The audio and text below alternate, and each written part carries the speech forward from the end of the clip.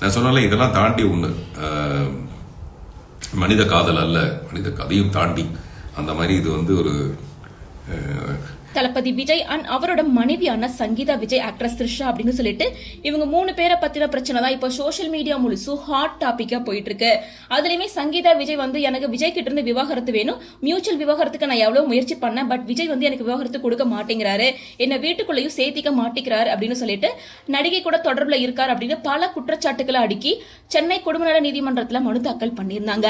இந்த மனு விசாரிச்ச நீதிபதி வர ஏப்ரல் 20 விஜய விசாரணைக்கு நேர்ல வர சொல்லி உத்தரவிட்டிருந்தாரு. இப்படிப்பட்ட சூழ்நிலை மறுபடியும் சங்கீதா விஜய் 2வது பெட்டிஷன் தாக்கல் பண்ணியிருந்தாங்க. அதாவது நீலாங்கரை வீட்டுல தான் 26 வருஷமா விஜய் கூட வாழ்ந்திருக்காங்க. இப்ப அந்த வீட்டுல வாழ்றதுக்கான ரைட்ஸா விஜய் கொடுக்க மாட்டேங்கிறாரு. நான் பிரிட்டிஷ சேர்ந்த சிட்டிசன் அப்படின்றனால எனக்கு இந்தியால வாழ்றதுக்கு அந்த ஒரு வீடு தான் இருக்கு அப்படின்னு கேட்டிருக்காங்க. பட் விஜய் வந்து அந்த வீட்டுல வாழ விட மாட்டேங்கிறார் அப்படின்னு சொல்லியிருக்கதால இப்படி ஒரு மனு தாக்கலை இன்னொரு பக்கம் பண்ணியிருக்காங்க. இப்படிப்பட்ட நிலையில த்ரிஷா கூட சேர்ந்து திருமண விழாவுக்கு விஜய் கலந்துகிட்டது மேலும் பேசு பொருளா மாறி இருக்கு.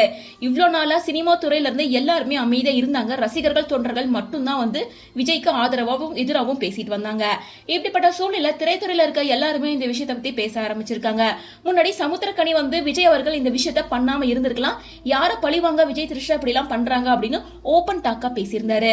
அதை தொடர்ந்து ஒரு அவார்ட் ஃபங்க்ஷன்ல ஆக்டர் அண்ட் டைரக்டரான பார்த்திபன் ஓபன் அப்பா பேசியிருக்காரு. அவார்ட் வாங்கும்போது த்ரிஷா போட்டோ ஸ்கிரீன்ல போட்டு இவங்களுக்கு ஒரு கவிதை சொல்லுங்கன்னு கேட்டிருக்காங்க. அதுவும் எந்த பிக்சர்னா ரீசெண்டா விஜய் கூட வெட்டிங்ல கலந்துக்கிட்டதுக்கு அப்புறமா த்ரிஷா போஸ்ட் பண்ண அதே கோல்டன் கலர் சாரியில இருக்க பிக்சரை ஷேர் பண்ணி கவிதை சொல்லுங்க அப்படின்னு கேட்கும்போது குந்தவைய குந்தவைங்க, அதாவது குந்தவைய வெளியே வராம கொஞ்ச நாளைக்கு வீட்டுக்குள்ளே குந்த வைக்கிறது நல்லது, நிறைய பிரச்சனைகளை உண்டாக்காம இருக்கலாம், சிலர் கவிதைகளை ரசிக்கலாம், சிலர் இந்த கவிதையை சொல்லாம இருக்கிறதே பெட்டர் நினைக்கிறேன் அப்படின்னு சொல்லியிருக்காரு. அதாவது திரைத்துறையில இருக்கவங்க பலருமே வந்து விஜயன் த்ரிஷாவை விமர்சிச்சு பேச ஆரம்பிச்சிருக்காங்க.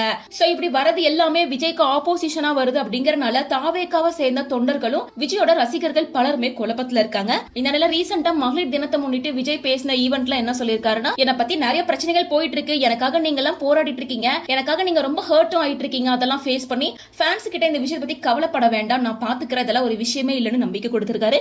இருந்தாலுமே பலருமே விஜயும் த்ரிஷாவும் இப்ப விமர்சிச்சு பேச ஆரம்பிச்சுட்டாங்க. இப்படி இருக்க சூழ்நிலையில வர இருக்க தேர்தல்ல விஜய்க்கு வாக்கள் அதிகரிக்குமா அல்லது இதுவே வந்து அவருக்கு மைனஸ் ஆகி வாக்கெல்லாம் சரியுமா, 2026 விஜய் வெற்றி பெறுவாரா அப்படிங்கறத இப்ப கேள்விக்குறியா இருக்கு.